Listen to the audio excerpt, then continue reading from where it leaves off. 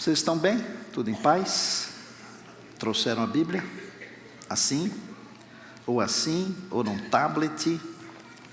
Quero que vocês encontrem aí Mateus. Evangelho segundo Mateus, capítulo 27. Este ano, eu tenho me dedicado a pregar as expressões de Jesus. E eu espero que vocês não se cansem, porque ainda existem algumas maravilhosas. Não vai dar tempo de pregar todas até o final do ano. Vamos pregar as mais significativas. Bem-aventurados sois vós quando por minha causa a minha casa será chamada casa de oração para todos os povos. Estarás comigo no paraíso. Não chores. Mais que vencedor, status de cristão, mente de ímpio, maior e menor, cidade de Deus, está consumado. Acalma-te, aquieta-te. E hoje, por que me desamparaste? Feche os seus olhos, por favor, querido Deus, nosso amado Pai. Nós estamos aqui especialmente para fazermos duas coisas. Primeiro, para te adorar pelo que tu és. Segundo lugar, para te louvar pelo que tens feito, faz e fará. Eu peço nesta hora a bondade do nosso Deus, para que entendamos por que Jesus perguntou, por que meu Deus? Que o Espírito do Senhor, Espírito Santo, Deus Espírito Santo, motive nossa mente e coração, nos iluminando.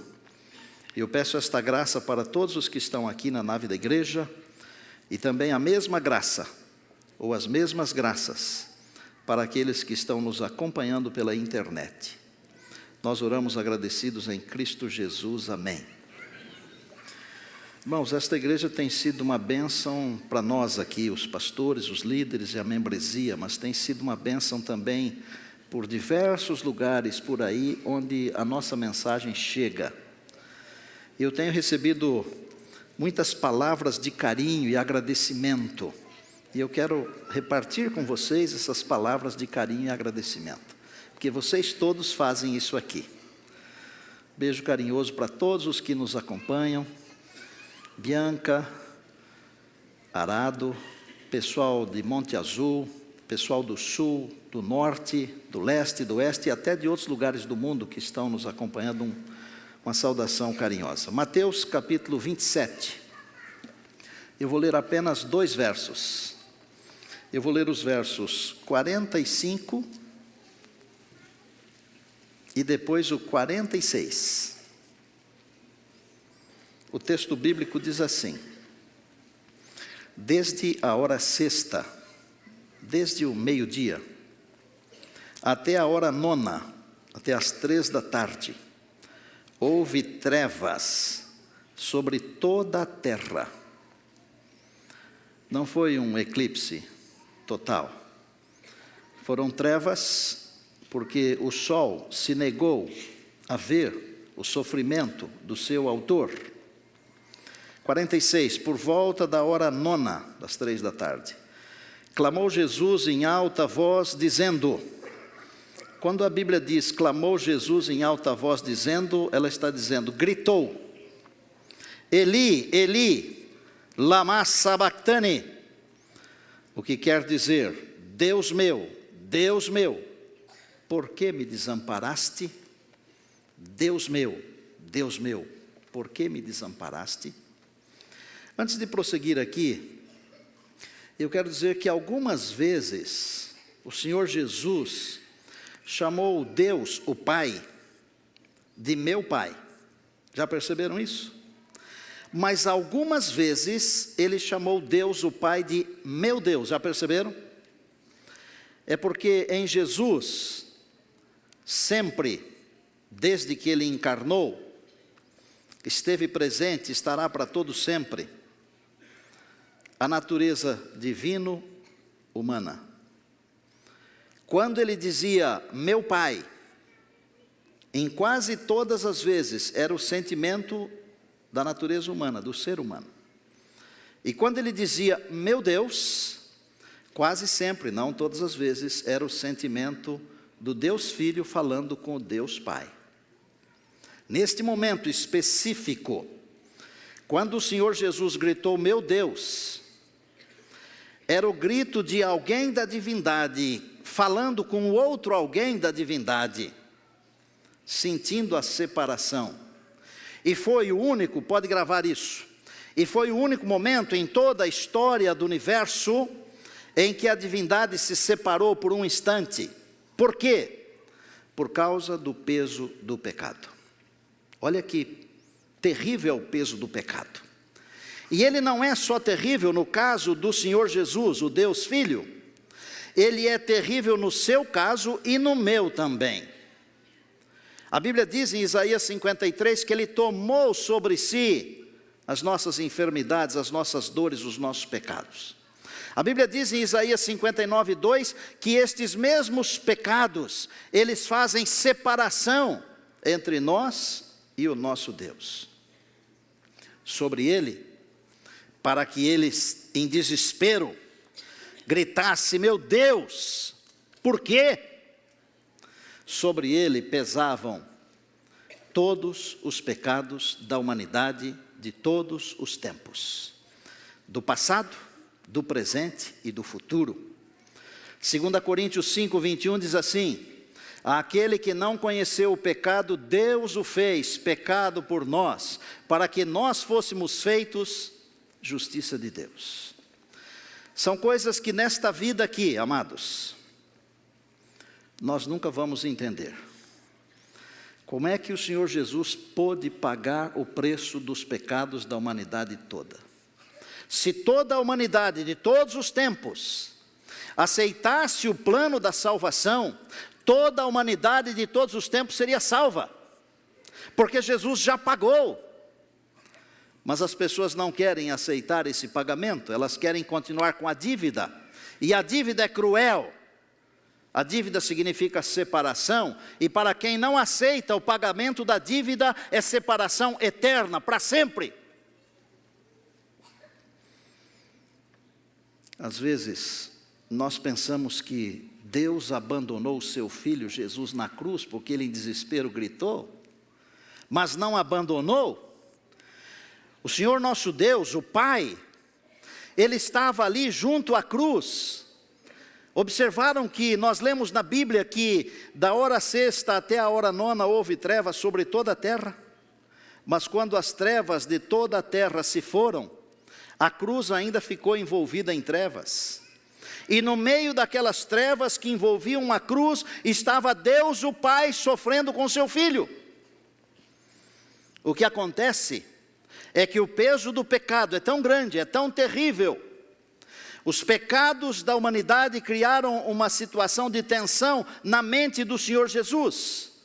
E com a sua mente obnubilada, ele não pôde perceber a presença de Deus o Pai junto à cruz. É o que acontece conosco. Nós ficamos atordoados com a separação de Deus, por isso que alguns fazem bobagens. O mesmo Deus que disse, meu Pai e eu somos um, pisou o lagar sozinho. Isso é bíblico, eu não estou inventando nada. Eu queria dizer a você que foram 7 as palavras da cruz, 7.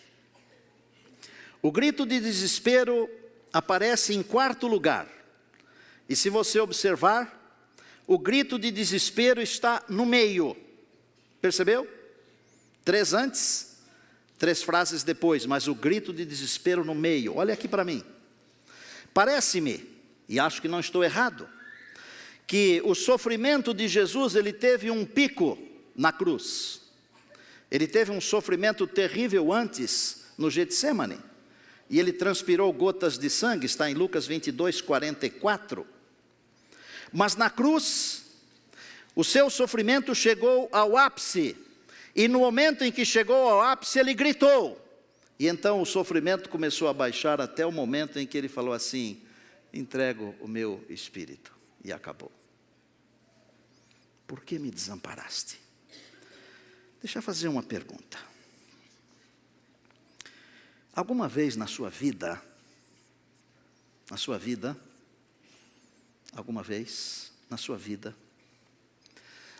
vez você já gritou: por que, meu Deus?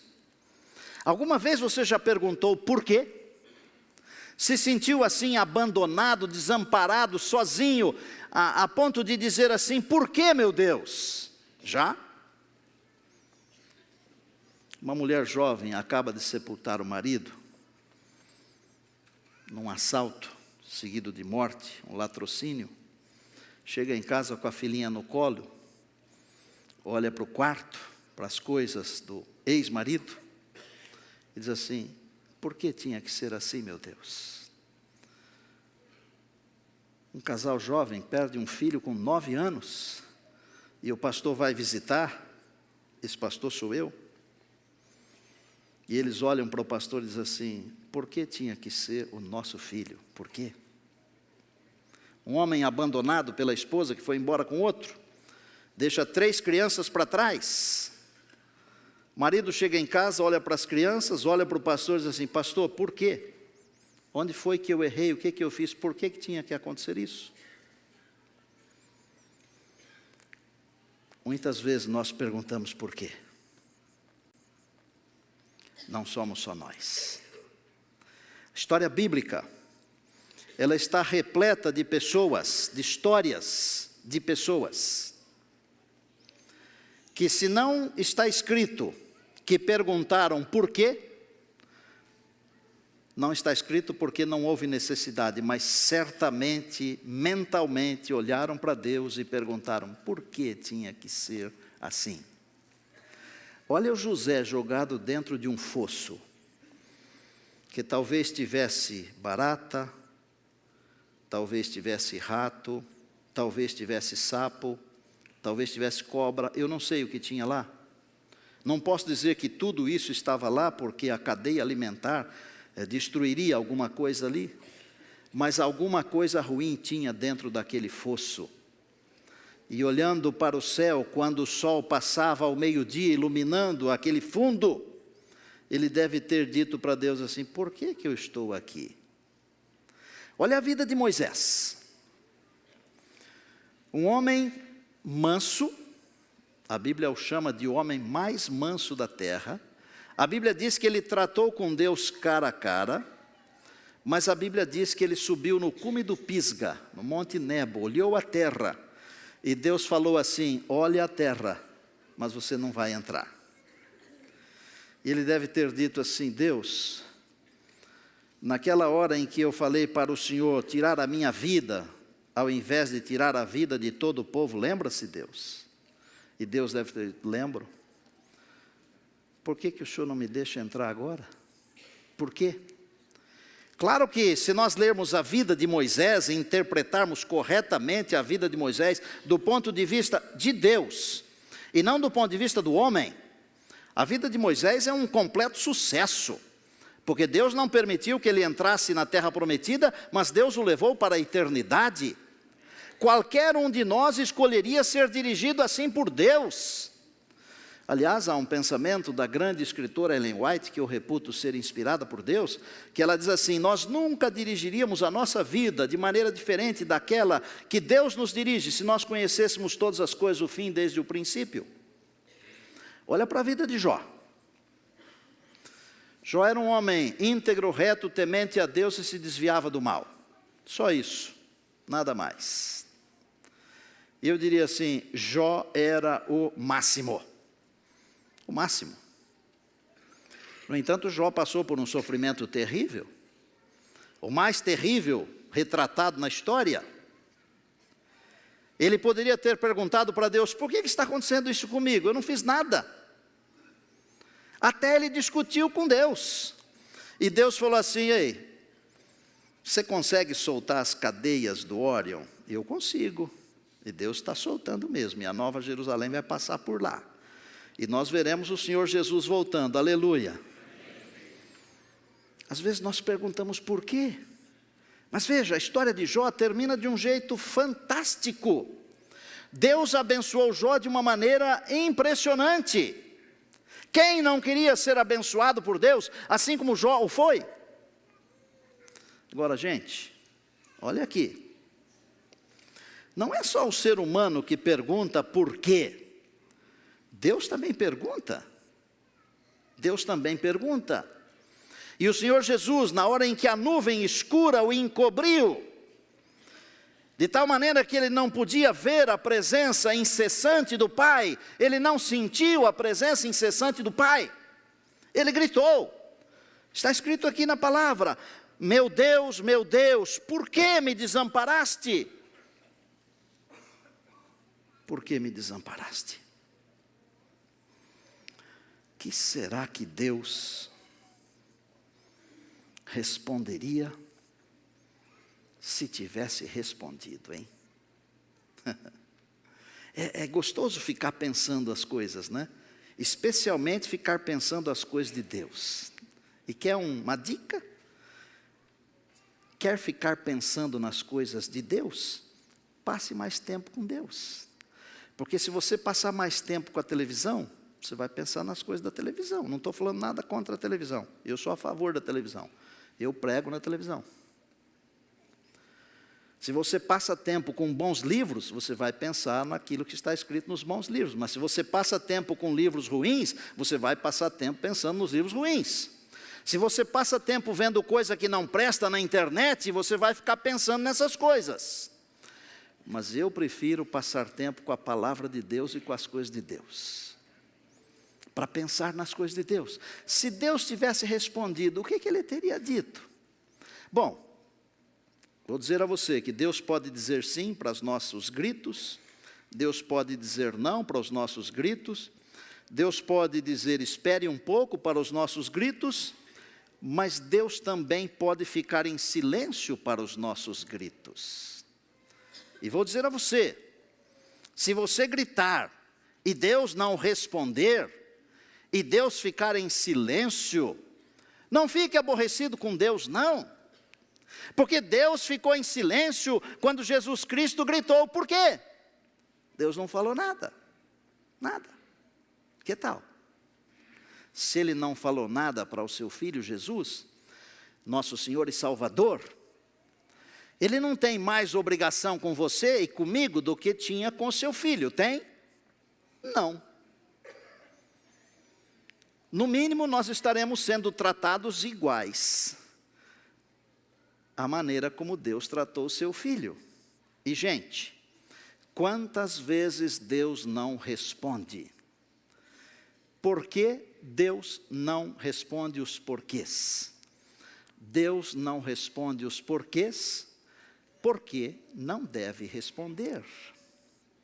Se Deus respondesse, alguma coisa sairia errado. Deus é sábio demais para errar, Deus não erra. Agora, o que não pode acontecer é eu perder a confiança em Deus, a minha devoção, só porque Deus não respondeu. Então, toda vez que Deus não responder, lembre-se de Jesus. Mas você pode se lembrar também de João Batista no calabouço de Herodes. Ele poderia ter dito assim: Jesus, primo, Senhor, eu preparei o teu caminho, dá uma solução aqui. Toda vez que Deus não responder, não se aborreça. Olha para Jesus. Desde o Getsemane até o sepulcro de José, da ceia em diante, Jesus conviveu com o silêncio de Deus. O cálice no Getsemane, a traição de Judas, as negações de Pedro, os açoites, as injúrias, as zombarias, a coroa de espinhos, os pregos, os açoites, o calvário, o abandono. O coração de Jesus não aguentou e se partiu. Um médico francês, professor doutor Barbet, escreveu um texto incrível sobre o sofrimento físico de Jesus. Obrigado, Carlos Henrique. Por que Jesus não respondeu? Por que Deus não respondeu para Jesus? Pensa. Mas se Deus tivesse respondido, O que ele teria dito se tivesse respondido? Eu vou chamar aqui à frente 2 pessoas e mais uma ao piano. Mariana e Diogo, venham aqui. Klinger, vá para o piano, por favor. Se Deus tivesse respondido para o seu filho, o que ele teria dito, Wander? O que ele teria dito, Cleiton? O que ele teria dito, Toninho? O que ele teria dito? A turba enfurecida, o sofrimento, a natureza chorando e o sol escondendo o rosto. Mas havia algo que os olhos dos soldados não podiam ver. Por trás daquela violenta provação, alguém estava lá assistindo tudo. Por trás das surras e deboches, por trás das palavras cruéis e dos golpes, alguém estava lá, ouvindo o coração do nosso Salvador e sentindo a sua agonia.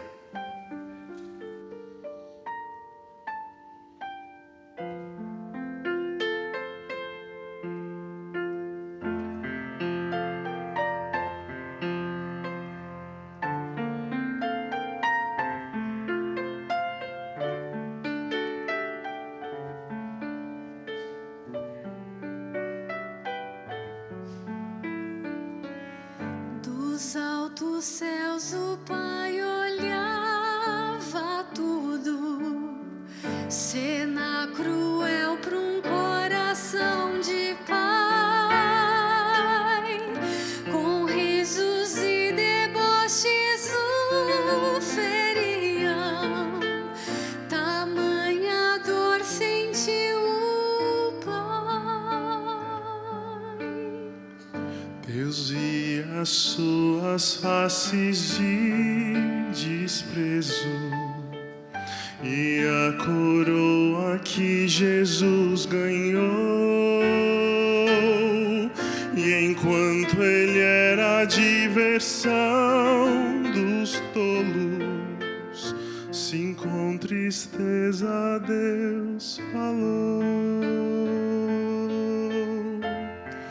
este é meu filho que torturais, este é meu filho que coroais de tanta dor.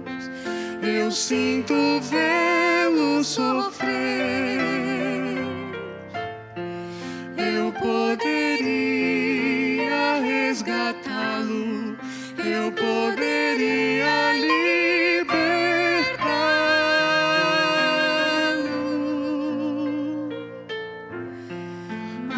escolhi deixá-lo morrer.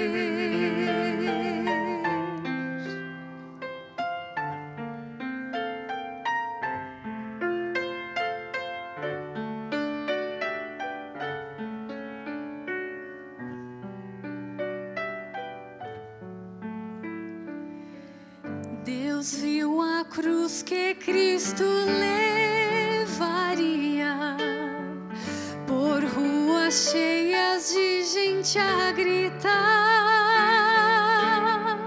E enquanto ele caminhava ao monte, dos céus ouviram Deus falar: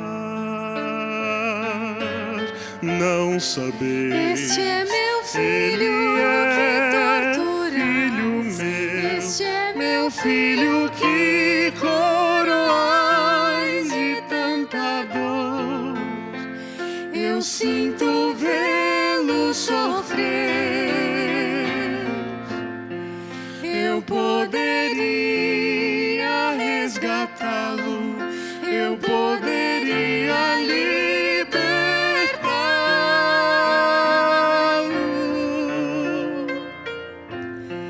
mas escolhi deixá-lo morrer.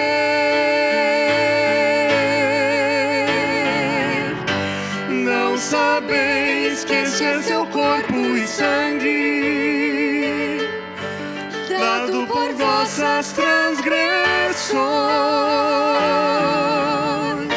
Não sabeis que este é meu filho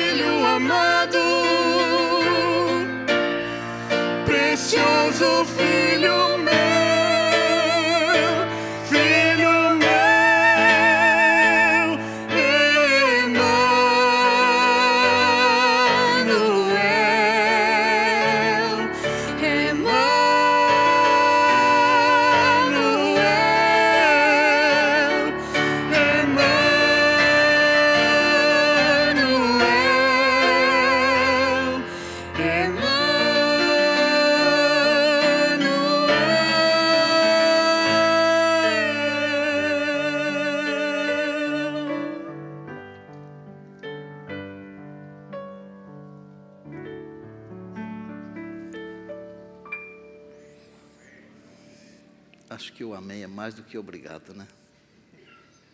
Vocês são uns anjos. Obrigado, Klinger, Diogo, Mariana.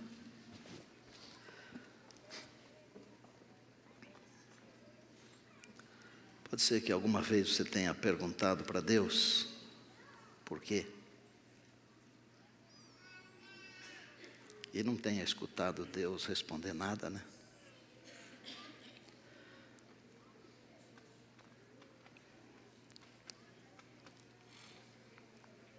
À medida que a gente vai vivendo, a gente vai vendo e vivendo muitas coisas. Eu já vi e vivi muitas coisas.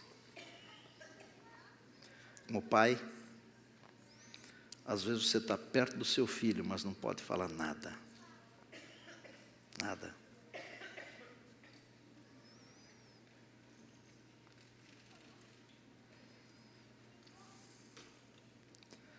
Deus não falou nada.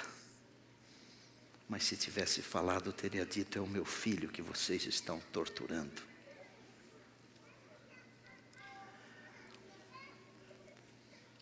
Eu vi o meu irmão, Domingos, voltando do cemitério depois de sepultar a esposa que foi embora vítima de câncer.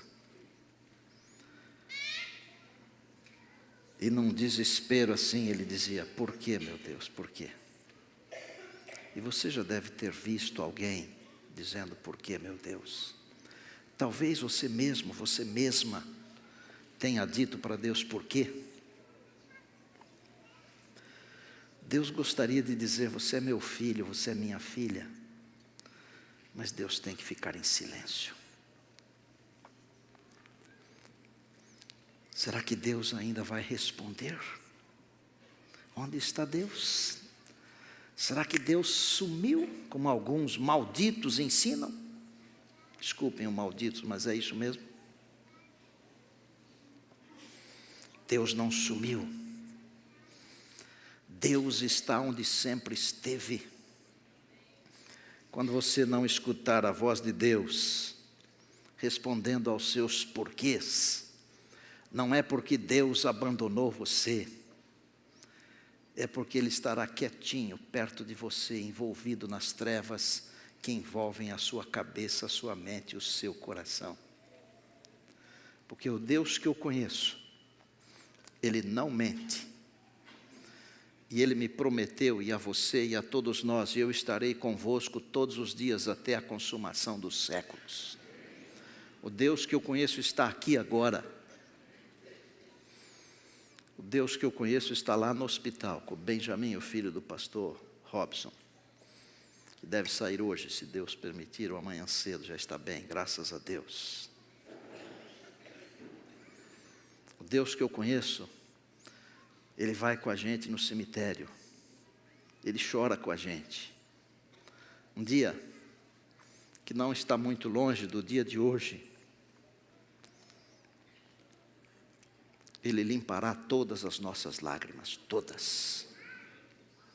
E aqueles porquês que Ele não pôde responder, ou nós não podemos ouvir a sua resposta, não pudemos ouvir a sua resposta, Ele vai nos explicar. Hoje eu quero chamar aqui perto do altar as pessoas que têm um porquê na vida. Não é para todo mundo, não. Mas se você tem um porquê não respondido, vem aqui. Quero pedir uma bênção de Deus sobre você. Pode vir aqui. Vem aqui.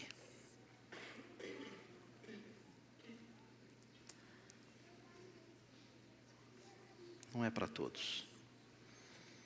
É para uns poucos que ainda esperam uma resposta de Deus.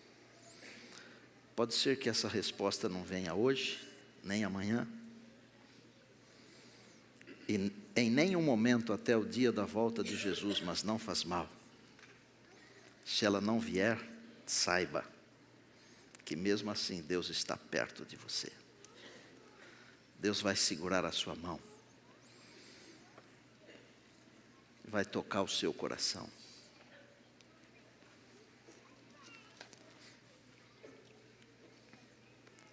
Senhor Deus, Obrigado. Obrigado porque a tua presença é constante e incondicional na nossa vida. Mesmo quando nós fazemos coisas erradas, o Senhor nunca nos abandona. Muito obrigado. Pai, muitos porquês perpassam pela nossa mente, pelo nosso coração. Quantas coisas para as quais nós não temos uma resposta clara, definitiva. Não faz mal. A tua presença é suficiente para nós. A tua graça nos basta, meu Deus. Mas, Senhor, se tiver algum porquê que o Senhor deseja responder, faça isso agora. Responda agora. Mas se não é do teu plano soberano de amor responder, dá-nos a convicção plena de que o Senhor está perto de nós, nos sustentando. Sustenta-nos com teu Santo Espírito, com teu poder, com a tua graça, com a tua misericórdia, com teu perdão, com teu amor. Dá uma olhada aqui para o teu povo, não só aqui. Há uma outra multidão que nos acompanha na internet, que também tem muitos porquês na vida.